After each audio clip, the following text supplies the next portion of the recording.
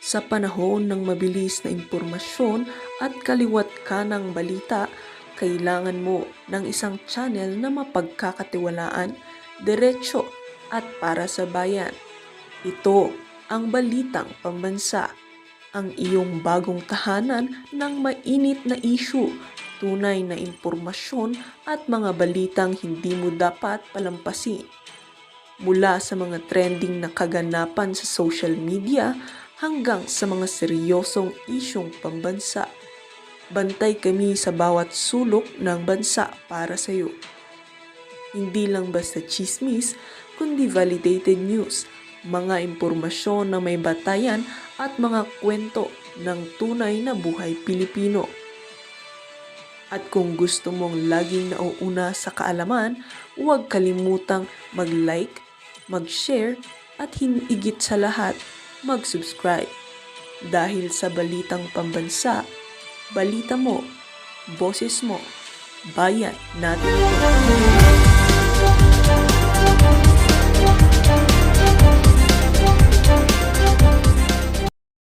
In projects, kumbaga, this level is better than me. Do you believe that? Grabe yung tawa ni ma'am.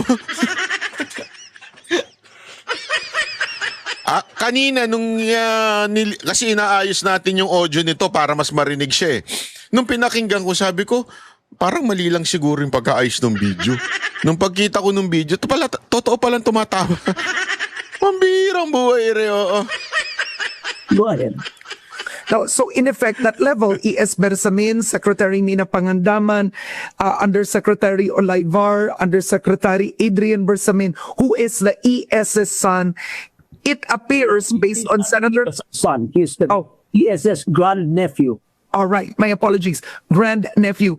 So it would appear that this is operating only within that level that the president doesn't know. That's what Senator Ping Lacson said. Well, yeah, that means that Senator Lacson must think that the president is so incompetent and is so stupid.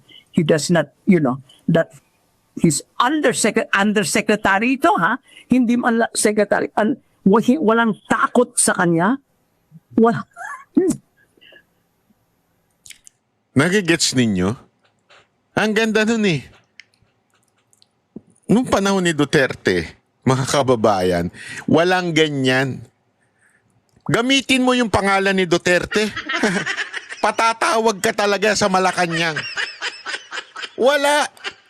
Kaya nga noon, di ba nakikwento ko sa inyo, ang daming lumalapit kay Mocha kasi kita nyo naman si Mocha parang lakas-lakas niya kay Pangulong Duterte. Nagpapatulong, yung mga, hindi totoo ito ha, ito totoong kwento ito. Ang daming nagpapatulong kay Mocha na makausap si Duterte, maganito si Duterte. Si Mocha hindi, never yan na, sige akong bahala sa'yo, malakas akong, ako ito eh. Walang ganun. Bakit? Lahat sa kanya takot eh. Bakit? Kasi nga si Pangulong Duterte, kumpara sa bayan, i-push mo. Kaya katulad nung, tandaan niyo yung ETA, si Mocha naglapit nun. Kasi yung ETA na yon tinulungan yun ni Senator Bongo. Akala ni Mocha, first, isang beses lang tutulungan ni Senator Bongo yun. Tinulungan niya all throughout. At gustong magpasalamat nung ETA na yon kay Pangulong Duterte in diretsyo. Kaya nilakad ni Mocha yung kay Pangulong Duterte para mamit si Pangulong Duterte. No? Ganun lang. Wala yung mga humihingi. Kasi nga, ng pabor. Kasi hindi ganun. Ang mga nakapaligid kay Pangulong Duterte, alam nila na hindi pwede kay Pangulong Duterte yung hihingi ka ng pabor o gagamitin mo yung pangalan niya. Ito, sinasabi nga ni Munsod na Yusek, ginamit yung pangalan ng presidente para makakuha ng bilyon. Bilyon na, hindi milyon. Alam niyo ba kung magkano yung bilyon? Malamang sa inyo, iba sa inyo, hindi niyo alam kung gaano kadami yung bilyon. Eh ako nga, milyon lang, hindi ko na alam kung gaano. 100 million yan, hindi ko alam kung gaano na kadami yun eh. Bilyon pa kaya? Alam niyo ba ibig sabihin ng bilyon? Lagpaso yan sa ilang zero yan. Di ba? Tapos gagamitin mo yung pangalan ng presidente. Tangin ng buladas to si Lacson eh. Unless, talagang tangin na binabastos lang ang presidente. At ginagamit ang pangalan niya ng kung sino-sino. So inaamin nyo ba na si Presidente mahina talaga nila lang, walang kwenta, inutil? Abay dapat matanggal na yan sa posisyon. Kasi parang gano'n na sinasabi ni Lacson eh. Napaka-inutil ng Presidente para malaman yan. Eh bakit pa nakaupo yan? Inutil pala. You know, that's for the court of public opinion to decide. But Ping Lacson cannot tell me that these people, these underlings, operated without the knowledge of the president or without even the president whiffing his mail. We're not talking about millions here. We're talking about billions. I mean, isn't it rather odd? You know, is that believable? Is that believable? I mean, I would like to ask Senator Lacson that. Do you really think, Senator Lacson, that si President Bongbong is so stupid? And he's some, do you believe that? Hindi, ma'am, ako ito lang. It's either si Marcos ang stupid o si Lacson. O pareho sila. Di ko alam. What his sister said, that he is a drug addict, so he does not know what's going on. And it just goes there for with mga idiot boards so that he can talk in public. Hindi naman pwede yun. Either you think that the president is capable, or do you think the president is stupid? Diba? Oo. Please, all I want is the information brought out to the Filipino people. My long-term objective is that they know which congressmen to re-elect and which to kick out of office. That's the only way. We cannot wait for the court of law to decide for 7 years by the time that we've got already another president and another Oo. no more. Okay, so before we go, we don't have enough time, but I will be seeing you soon for another interview anyway. Is this the drama? Senator Amy Marcos coming out, those drug allegations. You know, Karen, I know, the whole, society knows that there has always been drug addiction, statements made against Bongbong and his wife. I mean, so many people say that they've seen it. It's not as if we don't know, right? What Amy did was tell the people what we know privately. Don't you think? Do you believe that was fully the truth? And Senator Ping Lacson said that was un-Filipino. Since time immemorial. Amy asked Duterte. Didn't Amy ask Duterte not to bring Bongbong's name out? Because Duterte knew that Bongbong was an addict. Hindi ba? I think we all, not everybody, but people in a certain Circle. society. Maybe because I don't have personal knowledge, and I doubt if you do. I don't think you would be in the same circle. Well, because I don't take pot or I don't take drugs. But I know people who do take drugs and who then say, yes, they are, oh God, for heaven's sake. Karen, Oo. Karen, what Amy said in public is something that we have known in private and which President Duterte talked about, which Si Karen medyo sinasabi niya pa na wala daw siyang alam eh. Kasi alam mo, yung panahon ni Lonila Munso, di ko naman sinasabing sobrang tanda niya na lumabas pa nga yan sa pahayagan, international, di ba, sinami mismo ng isang rock group. International rock group, sinabi nila na nag-session, nagja-jamming sila with the son of the president. At that time, pumunta dito yun. Yung rock group na yun. At ang presidente nun si Marcos. At inamin nila yun sa dyaryo. Na dyaryo, hindi pala dyaryo, magazine. Nasa magazine yan. So it's a public knowledge na noon pa, yan ang sinasabi ni Monsod. Alam na ng lahat ng mga, lalo na yung kaedad nila noon, na talagang ito ay gumagamit. Yun ang sinasabi. It's a public knowledge. When Amy talked about before. So we all know that this has been for the past 10 years. This has been all over the place in certain circles. That the president and his family, well, at least the president and his wife, partake of this. I think it's cocaine. And taking cocaine. Okay. That Amy brought it out. I mean, if But does this help? I mean, does this help the economy? Does it? Because with these allegations, the president was elected anyway, right? And Malacanang has said it has been proven. there were no public charges. That's why that's why Amy went. I think Amy went to Duterte and said, "Please don't include his name," or something. In other words, Amy was complicit in electing her brother, who she knew was taking drugs. I don't know whether he's an addict or not, but he's been taking drugs. Maybe he takes drugs for, what do you call that? Yung taking drugs for entertainment or whatever. Yung not serious. I don't know how serious an addict he is. But definitely, he is more an addict than Laila de Lima ever was. Laila de Lima never took a single bit of drugs, and she was considered a drug queen. Di ba? Oh, I think to close. Ito. Ipapakita ko lang ho sa inyo. Ito yung report sa isang The Cordilleran. Ito. Lumabas ito eh. Sa news noon. Ipapakita ko lang po sa inyo. Hindi po ako nag-report nito para lamang po sa kaalaman ninyo. Gusto ko lang ipakita para baka sabihin ninyo, niloloko ko kayo eh. Alam mo naman tayo, laging may ebidensya, hindi katulad ni Claire Castro, di ba? So, tomate. Ito. Okay, wait lang. Check ko lang. Kasi isinama ko yung ayan. Baka mamaya pati na nakuhanan yung iba. Wait lang. Ayan.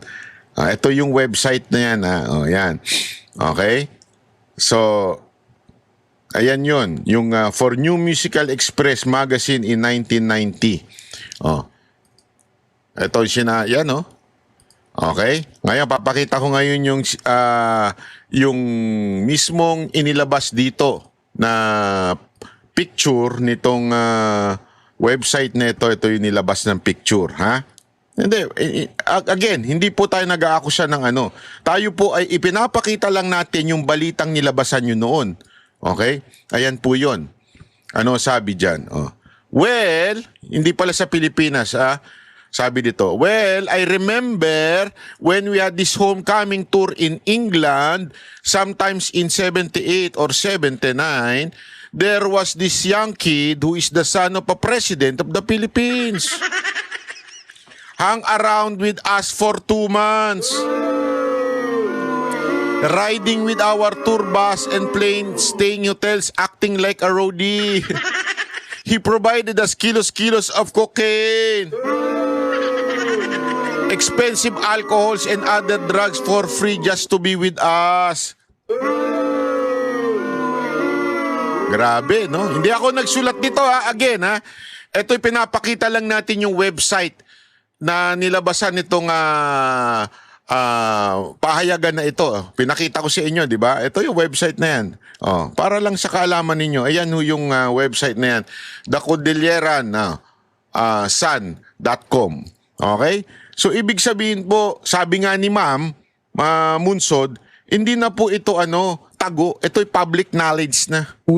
Is because we don't have enough time, we're actually over time, is this family fighting, the investigations, all of this, how does this affect the economy? And I'll be honest, his own administration, let all the truth come out.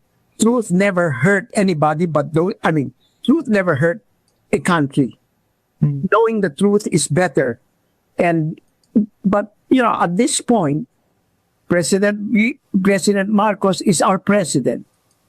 All right? I don't want him impeached. I don't want him impeached at this point. Let him continue what he's trying to do. He has done some good.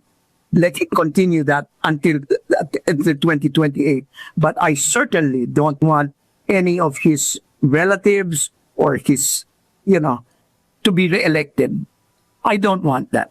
And I hope the Filipino people realize that this bunch of people, except for a few, this bunch of people we have in Congress and the Senate should not be reelected. They're all involved. My Okay. God. All right, but I think to close, you do say one thing. Regardless of how you feel about the investigation, you say one thing because your voice is influential, is you don't want the president impeached. That's one thing you're making clear today. Who is going to be the president? Just ko po naman. Let's not go from the fire to the I don't know. You know what is that term? Oh, ayan ha. Eto, kitang-kita ninyo, dilawan ng galawan. Gago! Ito yung prinsipyo nila. Eto, dito makikita ninyo mga kababayan, baluktot talaga ang prinsipyo nila. Hindi ko po, again, matanda na po ito si Monsod. Ayoko pong i-disrespect, lalo na may galang po ako sa matatanda. Pero dito, makikita mo yung logic na baluktot. Sobrang baluktot. Siya na mismo ang nagsasabing confirm. It's a public knowledge. Alam na ng tao na adik ang presidente. Alam! Siya mismo nagko-confirm eh. Sinasabi na niya eh. Alam na natin niya lahat yan. So therefore, she is believing that Marcos o BBM is a cocaine addict. Yun ang sinasabi niya sa mga sagot niya. Tinatabla pa nga siya ng konti ni Karen Davila na sinasabi, paano mo nasabi, parang ganyan, di ba? Pero siya, sinasabi niya, public knowledge na yan, alam na natin yan. Pero magtataka ka, ayaw niya ma-impeach, ayaw niya matanggal si Marcos. Because of VP Sara Duterte. Yan po ang utak ng isang political at self-interest lang ang tinutulak. Nagigets nyo? Mantakin mo. Hahayaan mo lang ang isang adik na presidente dahil ayaw mo sa isang vice president na si VP Sara Duterte. Anong klaseng kalokohan po yun? Madam Monsod, ayoko po kayong bastusin, ayoko po kayong batikusin, pero isa hong malaking kabulastugan, hindi ko masabing katangahan eh, kalapastangan, para tanggapin na okay lang, sige, okay na si Marcos, tiisin na lang natin na meron tayong ganyang presidente, lulong na presidente kasi ayaw namin si VP Sara Duterte. What kind of joke is that? Hindi, di ba? Para bagang ganito. Parang ganito lang yun. Sa pamilya, adik ang tatay. Lulong yung tatay. Ayaw mo siyang mawala kasi yung kuya mo ang magiging padre di pamilya, yung kuya mo malupit sa'yo. Galit sa'yo. O sabihin na natin, hindi ka favorite. Hindi ka love nung kuya mo. May love siyang iba. Di ba? Mas love niya yung kapatid mo. Hindi ikaw ang number 1 sa kanya. Pero mas tiisin na lang natin yung tatay nating adik para lang hindi mamuno si kuya sa pamilya. You understand what I mean? Ganon yung logic na yun eh.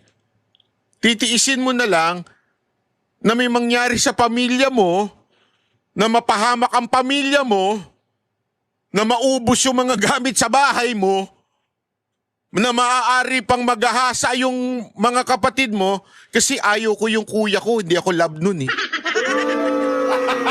Gago! Hindi po ba hindi ko masabi talaga kung ano ba ang tawag mo doon, kalapastangan, kalokohan, katarantaduhan, katangahan, kabubuhan. Hindi ko masabi kung ano yun, hindi ko ma-describe kung ano yun. I-describe nyo nga. Hindi, sige nga, describe it in one word. Anong klaseng pag-iisip meron yung ganyan? Anong klaseng pag-iisip? Sorry hindi po ako pero nangaano na rin. Hindi ko talaga maisip yung ganun, mga kababayan.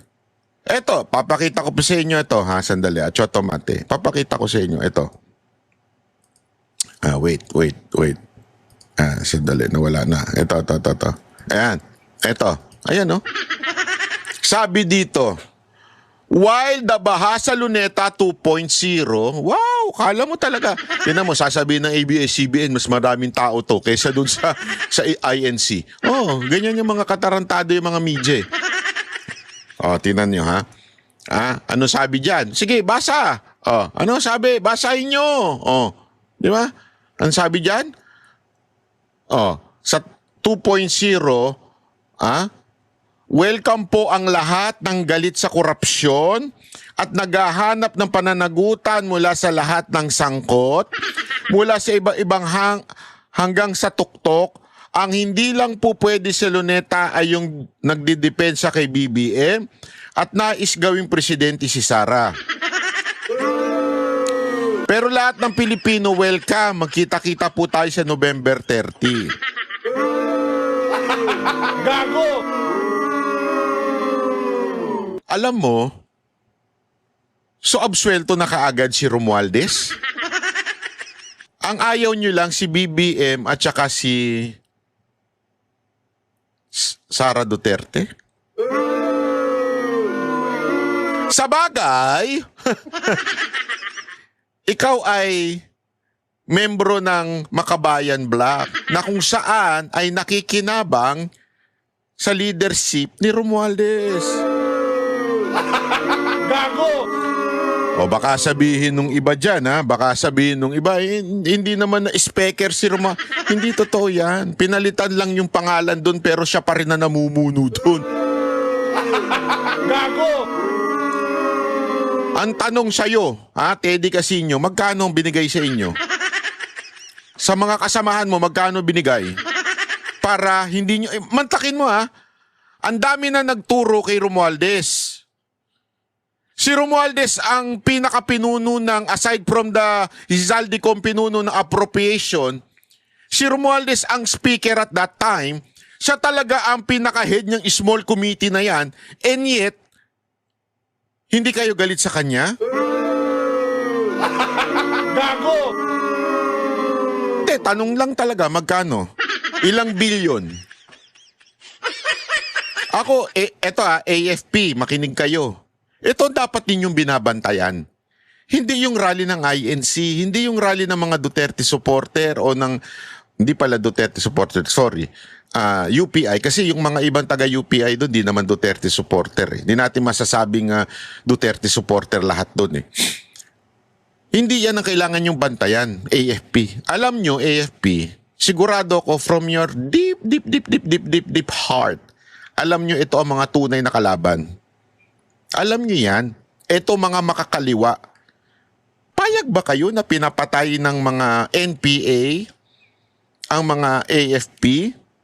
Pinapatay ng mga, nung naalala nyo, nagkaroon ng peace talks between PRRD and mag-peace talks dapat yon, PRRD and this group, CPP and PENDF. Ano nangyari? Yung convoy mismo ni Pangulong Duterte, mga PSG, inambush.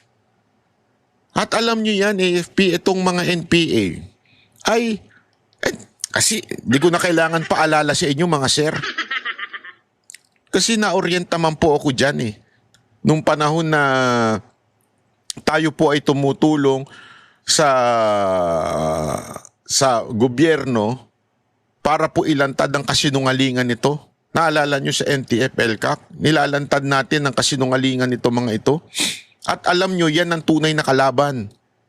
Yung mga yan. Oo, hindi man, sila man ay legal. Itong bayan, ito ba, itong Makabayan Black na ito, legal man sila. Kasi hindi sila bumibitbit ng mga armas. Pero alam ninyo, at yan po ay nakita na natin sa mga news, na yung mga NPA na na-raid ninyo ay may mga placard ng mga Makabayan Black na congressman. May placard sila ng mga party list na yan. At alam din ninyo, marami na nangyari na napatay sa enkwentro between NPA and the AFP at naandun ang mga membro. Kung hindi yung kanilang head, yung mga membro na mga party list na ito. Alam nyo yan, AFP. Kaya yan dapat ang bantayan ninyo. Yan ang talagang, kita nyo nga yung huli sa Mindiola, sino ho ba ang nanggulo nun? Kahit yung mga tangang kakampwet na vlogger, pinagbibintangan ng mga Duterte supporter. Pero yung pulis, napag-alaman nila na mga Makatae Black pala itong mga nanggulo. Mga membro na Makatae Black. So ibig sabihin, alam ninyo sila yung magulo. Ang INC, maayos yan. Hindi manggugulo yan. Yung UPI, dati yung mga kasamahan yan, hindi manggugulo yan. Hindi ko sila ganong tao. Eto mga to, ang merong record sa kasaysayan na talagang marahas ang kanilang rally, ng babato, ng pupukpok. Sigurado ako mga kababayan, kahit PNP, alam po ito eh. No, sigurado po ko. Alam po ito ng mga PNP na nakakahuli ng mga nanggugulo sa rally. Alam po nila yan. Yan ang bantayan ninyo. Sabi ko sa inyo, bantayan nyo yan. Unless, eto, meron tayong nadidinig-dinig sa palipaligid na maaaring manggulo yung mga nasa November 30 na rally para magdeklara ng martial law. Nag-aantay na daw eh. Para bagang ganun eh. Para bang nakaabang na para pag may nanggulo, martial law. Sa akin, huwag nyo idama yung mga matitinong nagrarally. Huwag nyo idama yung katulad namin na isa lang naman ang hinihiling namin, mag-resign ng presidente. Which is, I don't think it's a sedition kasi sinasabi nila sedition. No, hindi mo naman pinipuwersa yung presidente mag-resign. Kaya nga resign eh. Ibig sabihin, voluntary mong bababa. Kasi kung marahas yung mga nagrally itong nakaraan, di sana nagkaroon ng marahas na ano. Wala. Ang sinasabi natin, panawagan natin, bumaba ka na kasi wala ka ng direksyon. Kung ayaw mo mang aminin at sinasabi ng iba na hindi naman involved si Marcos, blah, blah, blah, still, you are the president na nagsimula ang budget sa'yo, at natapos ang budget sa'yo. Ikaw ang pumirma ng budget. So meron kang responsibilidad diyan sa most corrupt budget. Therefore, dumadaan sa'yo lahat yan. At ano to, nga? Nga ka? Anong tawag mo doon? Incompetent ka. If you are incompetent, the trust of the people, wala na. Public trust eh, di ba? Public office eh, public trust. Wala na ang tiwala ang taong bayan sa'yo kasi nga, dumaan yung mga proyekto, ghost project lahat. O, hindi ba tuwid o makatarungan o legal ang sabihin namin, hoy, wala ka nang ginagawa, magpahinga ka na, mag-resign ka na, umuwi ka na, sabi nga ng kapatid mo, umuwi ka na dun sa inyo. Dahil napapabayaan mo na ang Pilipinas. That's a valid reasoning. Hindi sedition yun. Huwag yung takutin ng taong bayan sa sedition nyo. Hindi sedition ng hingin ang mag-resign ng presidente. Hiningi nga eh. Kaya nga hingi, ibig sabihin voluntary. Hindi naman pinwersa. Wala nagpipwersa na mag-resign siya. Yan ay voluntary. Kaya alam mo, sasabihin ba namin yan kung pepwersahin ka? Sasabihin ko ba na mag-resign ka kung pepwersay kita mag-resign? Kung